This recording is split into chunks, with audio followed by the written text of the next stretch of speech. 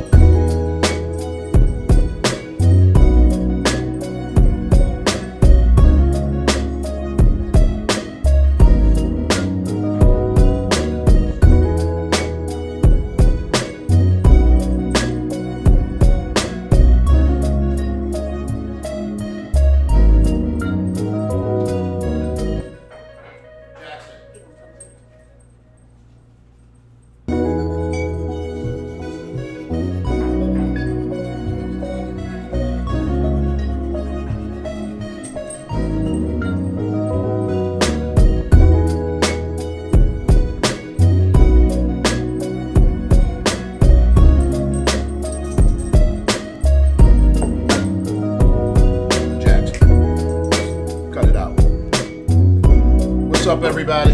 Jackson is cutting up this morning. He is not behaving. Good morning, What's guys. up, everybody? Good morning. Good morning. Good morning. Welcome to Breakfast with the Brooks, guys. It is a lovely Saturday morning. Hope you guys are having a good day today. You've had a good morning. Good morning, Nikkei. Good morning, Phyllis. Please be sure to share this out. If you are new to our YouTube channel, please subscribe and ring the bell so that you get notifications when we go live. Glenn will be back in a moment.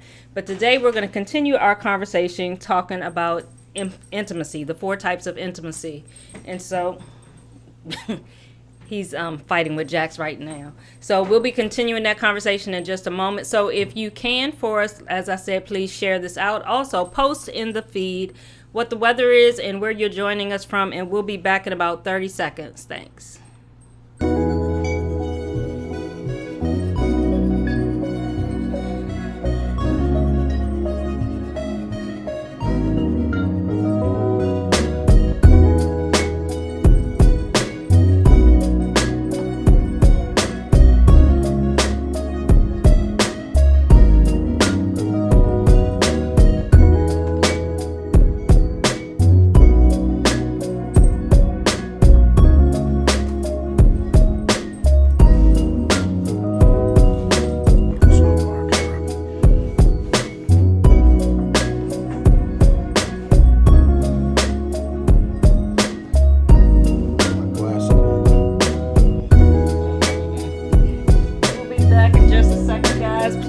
In the feed where you're joining us from and what the weather is in your neck of the woods.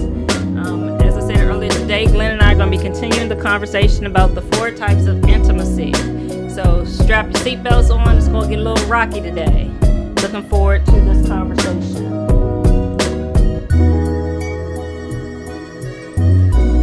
Phyllis is up this morning. Good morning, good morning. What's up, everybody? Well, I tell you right now, that Jackson's got me on next level. 57 degrees in Percival. Is it fall? Yeah. What happened to the weather? They said it's supposed to snow in Denver. Oh my gosh. Yeah. What happened? It was just 90 degrees a couple of days ago. It was. 57 in Percyville. Do me a favor. Let me put this down a little bit. What's up, everybody? Great morning. Great morning, great morning, great morning. Hopefully everybody is doing well. I'm a little winded, as you can see. He's been fighting with Jax this morning. Oh my gosh, he has just woken. He woke up on something different today. I think it's because we took him out. He had a long day yesterday. He was out most of the day. Yeah, yesterday. we shouldn't have had him out so long. It's probably our fault. And he was out late. He's like a baby who is on a schedule. And quite frankly, this joker's schedule got thrown off yesterday. Today, you are not my enemy, baby. I'm not your enemy today. I'm glad. No, ma'am. That's a good thing. No, ma'am, because the key to a successful relationship is friendship. Hey, Tracy. What's going on, Teresa? Hey, Nikkei. What's going on, everybody? I need y'all to do me a huge favor, and I need y'all to take this and share this out. It's up just a little bit because Huh? I need it up just a little bit. Okay. Just put it up just a little bit. All right. All right. Is that good? A little more? It's not click. Stop it. All right, guys. We have a technical difficulty. There we go. Is that better? Yes. That's all right. Cool. Okay. Whew. Y'all pray for a brother. Pray for a sister. It's real out here in these 8-month-old dog streets. It's 63 degrees in Upper Marlboro. Wow, it's getting cool. I think fall is approaching. Fall is approaching. It's 70. Well, it's 78 here in Virginia Beach. Yeah. So that's a little. That is cool compared to what it's been. If you hear this wind howling, guys, the wind is crazy. We're gonna get started here in just a second. Real quick, if you were here last week, put yes or a 1 in the chat. If you were here last week, I want you to put a yes or either a 1 in the chat if you were here last week. We're going to get started as soon as I catch my breath, and hopefully that will be in a minute. Would you like to take over and introduce Yes, I'm going to say yourself? yes. For those of you who do not know us, who have not joined us here on Brooks with the Brooks before, I am Sheri A. Brooks Jr. Yes. I'm an author, speaker, and relationship coach, and this very handsome young man next to me. Don't worry about him. It's the way the thing is configured. And you are? Glenn P. Brooks Jr. I'm an author. I'm a speaker. I'm a coach. I'm telling you right He's now a frustrated today, dog dad. A little right frustrated. I'm not a dog dad. I'm a dog owner. Let's get that straight. Y'all hear me with the snapback? Because I got a thing about people and their dogs and parent. I'm not a parent of a dog. I didn't. You said it's like having a child, though. It is like having a child. He is not a child that I gave birth to. So let's not get in that conversation because this is going to go sideways for the dog lovers. So please, let's not talk about this. Y'all hear this already? Take a sip of coffee. Right. I need to calm down, guys. Calm down, guys. Calm down.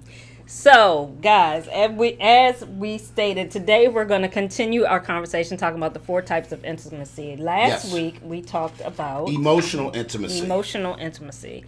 And emotional intimacy is? I am not the dog whisperer today. That is emotional intimacy. That is what that is all about. Emotional intimacy, guys. And I really, before we even get cracking and get focused, I'm not focused. I'm still trying to get myself together. Okay, so let's slow down real quick. Guys, if you were here last week, I asked a question if you were here last week.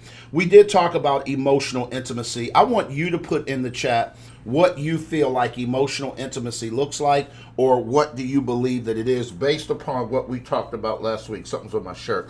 And so I want y'all to put that in the chat. And the reason why is because in order for you to break or bolster, your emotional intimacy, your emotional closeness, you're going to have to do a couple of things, and we'll touch on that just a little bit, but we're going to quickly go to where we need to be today. So do me a favor, put in the chat, what do you think emotional intimacy is, baby? When I talk about emotional intimacy, what do you hear? How do you characterize that? It's being able to be sensitive to the other person's feelings. It's being willing to be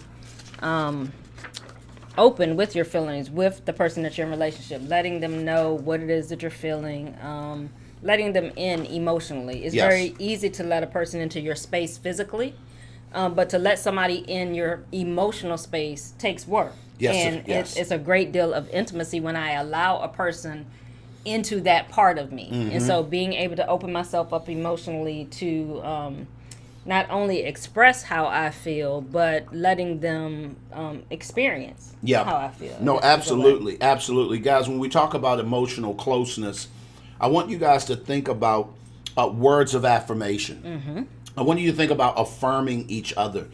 A lot of times people don't elevate and grow emotionally because there's no real expressing of feelings. People don't understand how you feel. And when you affirm a person, what you do is you validate what it is that looks right, if that makes any sense. And so if you are connecting emotionally, comfort, I like that, Phyllis, because at that particular point, when that happens, it allows space to grow. A lot of people are trying to grow, babe, and they don't have capacity. Right. And the reason they don't have capacity is because they've not built room. That's all capacity is. Capacity is literally saying, hey, I have this container. That is one level of capacity, but then I have this container, which is another level of capacity. And when you're talking about emotional intimacy or intimacy period, this idea of growing closer, you have to create the capacity to grow closer. And when that happens, everything changes. Right, sorry. So the other thing that I want to just share with you guys, so that y'all who just jumping in the room,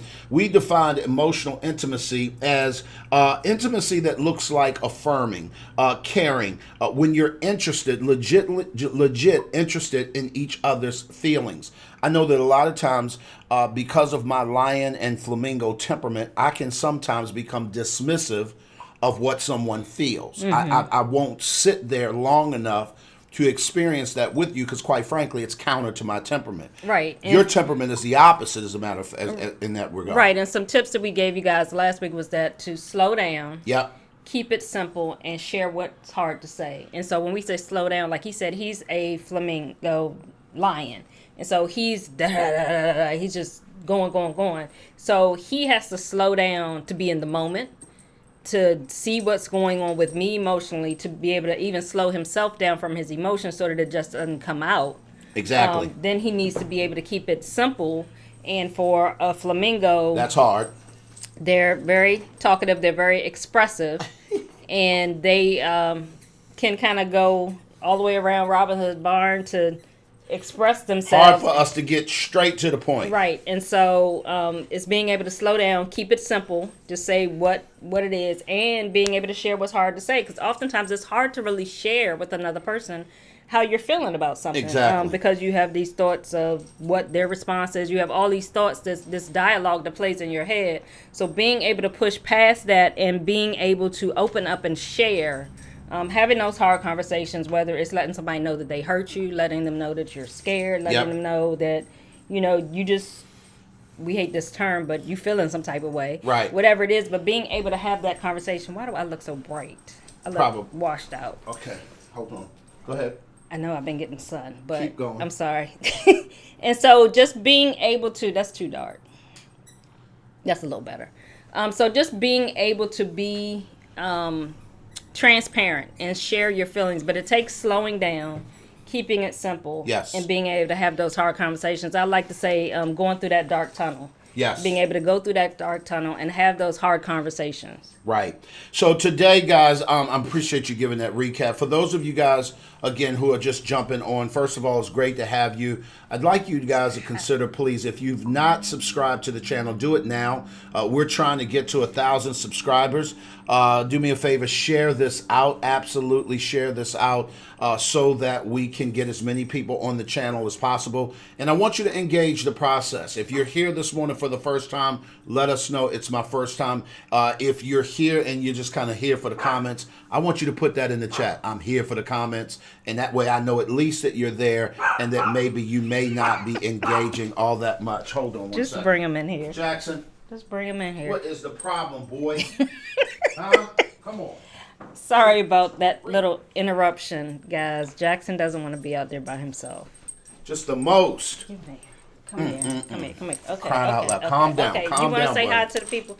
Say hi to the people. You get to be on the show too. Okay, say hi. All right, calm him down. Calm down. You need to get him in his bag? No. All right, cool. He'll calm so, down. guys, I want y'all to understand, Sheri said it best today, when you are trying to connect emotionally, the way you do that, and we're going to talk practicality today, is that you have to learn how to slow down, keep things simple, and share what's really hard to say. We talked about it. Sometimes, depending on your temperament, that's harder than others. When you're extroverted, generally, you are the type of person that it's not hard for you to talk, but it is hard for you to get emotional because you generally don't think deep, you think wide. Right. When you are an introverted temperament, it is hard for you to actually talk because you're constantly thinking, and everything for you is super sensitive because you feel a lot in terms of, what you're thinking about. You just don't say it, and so people don't know where you are. Right. And so as a result of that, I am trying to stay focused because, Sheri, do you want me to do the show by myself? No, I'm fine. What's go wrong? Ahead. What are you thinking about? I'm go ahead. Okay, so at any rate, what I want to do is I want you guys to understand is, and I'm going to say something that may mess some of you guys people up, but Dr. Helene Brenner said this: take the risk not to protect yourself. You can't simultaneously protect yourself and be emotionally intimate. I need y'all to hear that. I'm trying to get focused for a second, guys. I need y'all to rock with me. Take the risk not to protect yourself.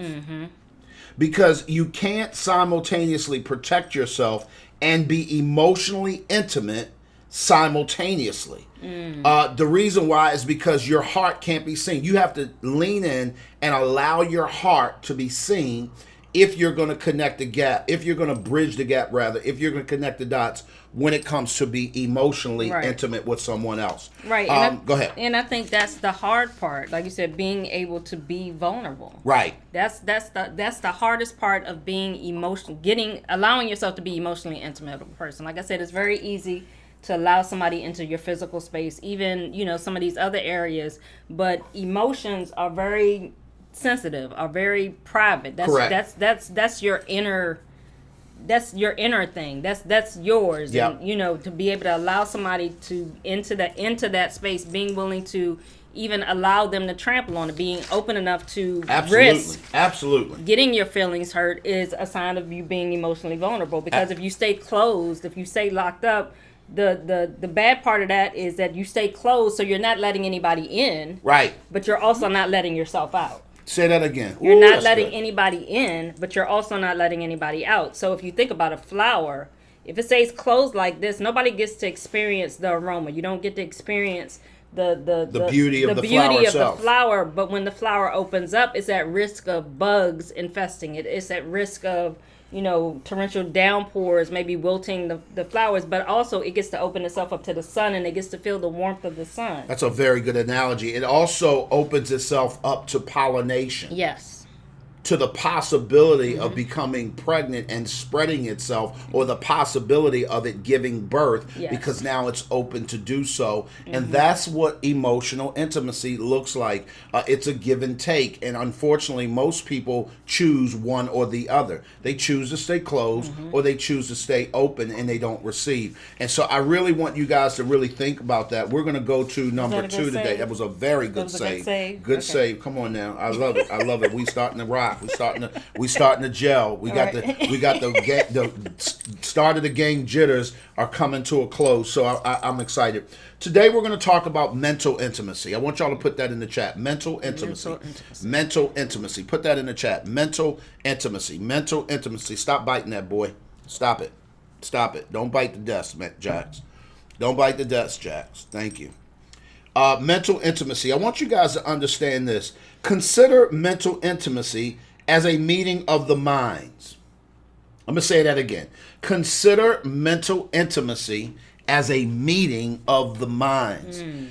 I can't tell you how many times throughout my life I've met people who are not close when it comes to their mindsets. Particularly when we get a chance to work with people in relationships.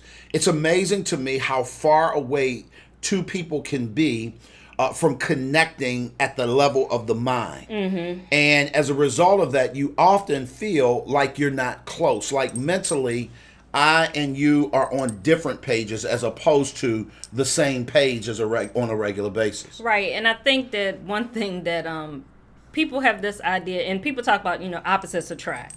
And that's true in some areas, but there needs to be a level of connection, and a mental connection.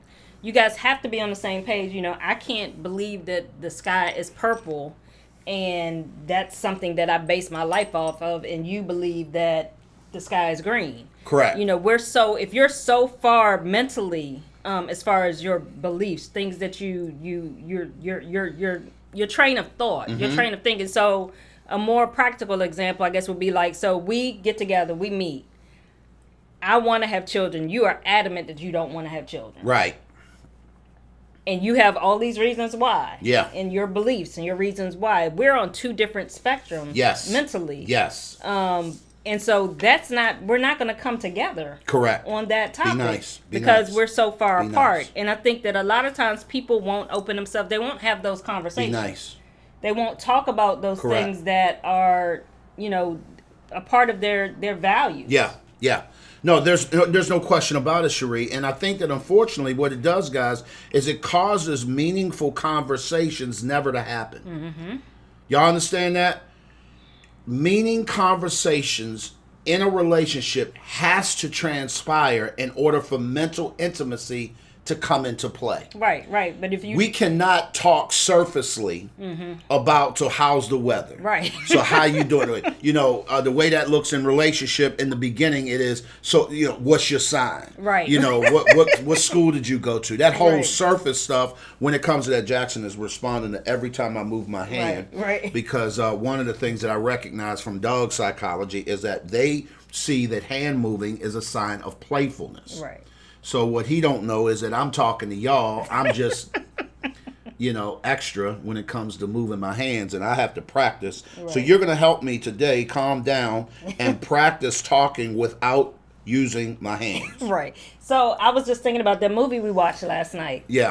I can't remember what the name of it was, but there was this young lady. She went on a blind date with this guy, and she decided that she wasn't going to be herself, because she realized that she was extra. Yes. Just her personality. Yep. She was extra. So Total she decided that she was not going to be extra, because she realized when she wasn't being extra that this guy liked her. Right. And so she was not going to have those conversations. She was not going to give her opinion about anything. He would say something. She was like, oh, okay. Yep. And she was not being her true self. Exactly. Because she was not allowing herself to be mentally intimate with him. But then there was this other guy that she had met coincidentally, and she was able to be herself with him. Yes. They were able to have those conversations. She was able to open herself up.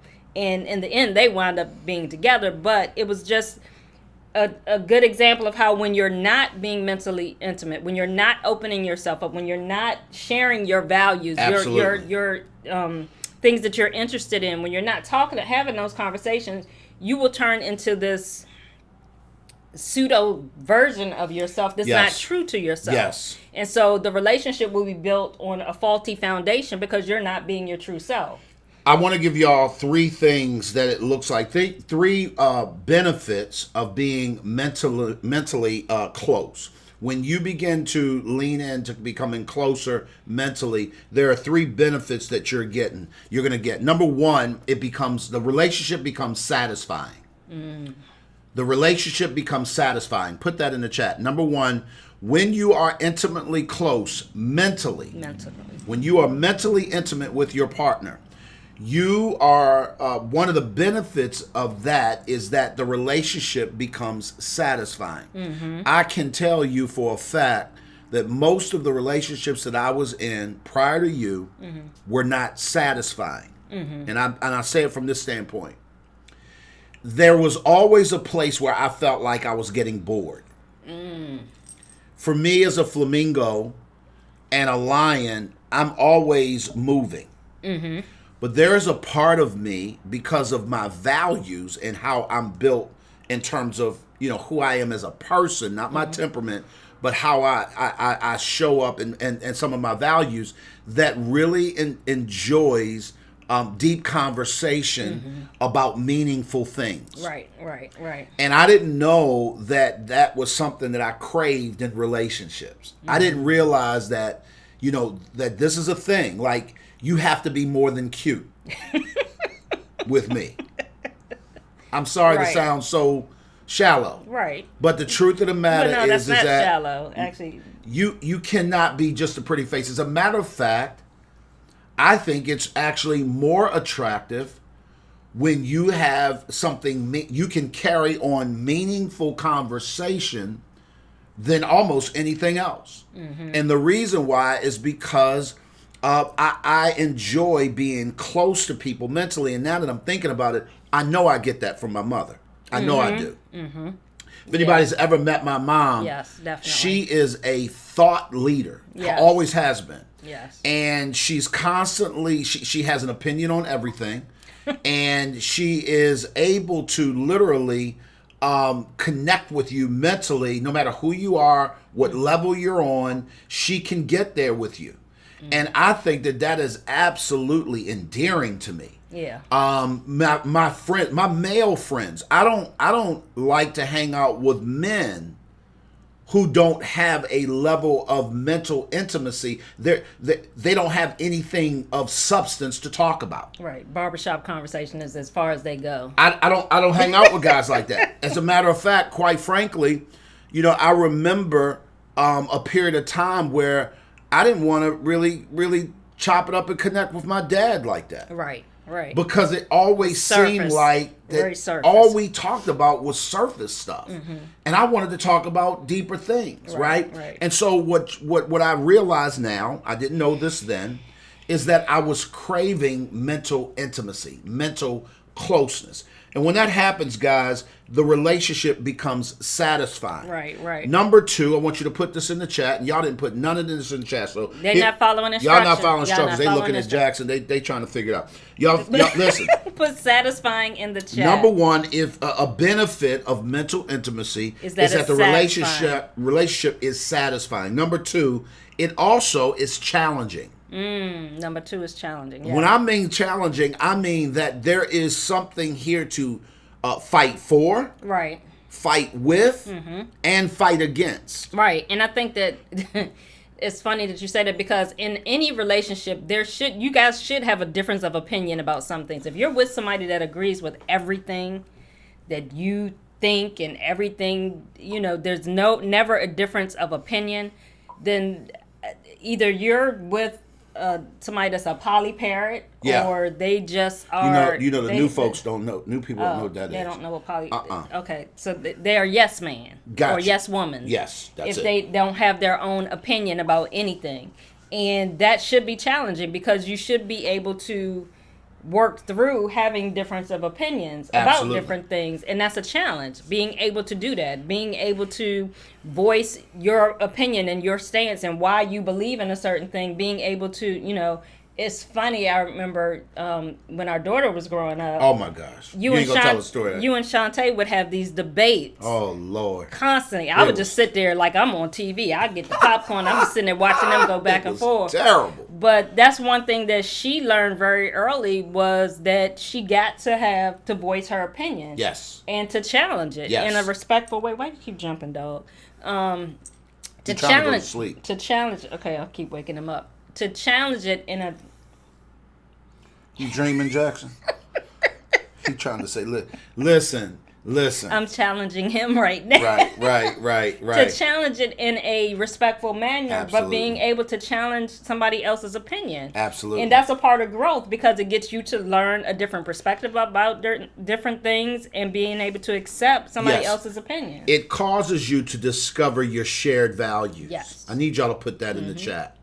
When you have a relationship that's challenging in a healthy way, it causes you to discover your shared values. And anybody who's gone through our single intensive or our singles relationship room that we have for in our relationship academy, you understand that we've done deep work on discovering what it is that you value, because I am convinced that it's the mutual values of a relationship that causes it to grow and it sustains it long term, as opposed to the mutual likes or the mutual interests. Right. So one of the things that I want you guys to understand is that when you are, you invite or you embrace that whole challenging component, what it does is it really helps you to discover where are our shared values. And when that happens, here you want to eradicate the dumb stuff in a relationship, lean into what values you share. Right. You want to cause your arguments to be reduced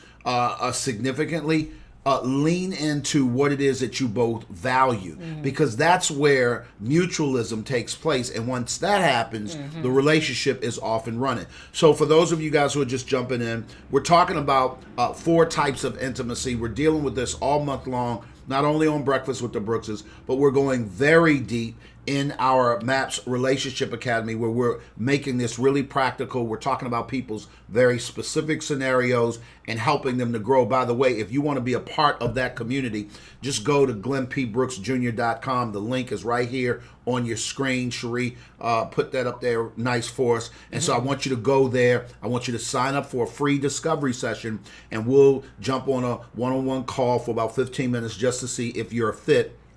And we'd love to have you come rock with us, particularly during this month. If you're in a place where you are trying your best to grow your intimacy and you're not quite been able to do that, perhaps you need to be in a community where that's taking place. And we certainly would invite you to be a part of that. So the other thing, and the third thing that I want to give everyone, when it comes to mental intimacy, right, we said that number 1, it's satisfying. Number 2, it's challenging. And the last one, possibly it's stimulating. When I say possibly stimulating, what you have to understand is that when you begin to move closer mentally, you discover the possibilities that are there. Right. And so a lot of times, I don't know if you've ever seen people, quote, match wit with each other. It's like there's this one-up thing going on in the relationship mentally. And in the beginning of the talk today, we said that emotional or mental intimacy, is considering it as the meeting of the minds. Right. That's where this possibility of it being stimulating comes in, because when 2 brains connect, I promise you, there should be some stimulation involved. Right.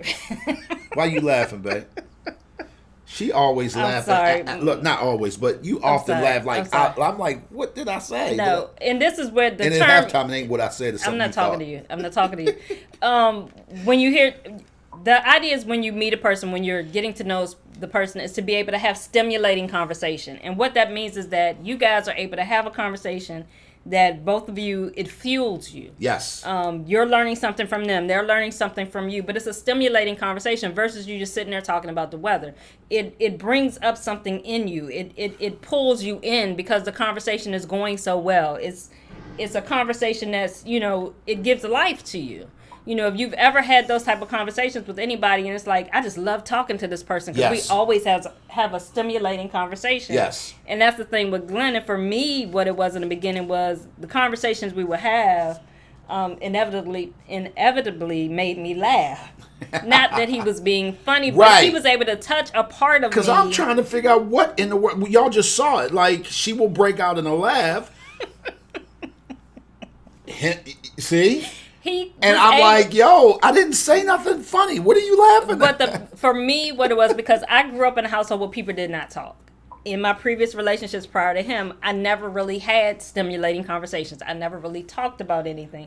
And so when he and I would talk, it was like it touched a part of me that it brought joy to me. And that's where the laughter came from. Because it was such a stimulating conversation, it was joyful to me. And so I would respond to that. And I have, those of you that know me, I have this nervous laugh thing that I do. Whenever I get nervous, I'll start laughing. So a lot of that was more that than him just being funny.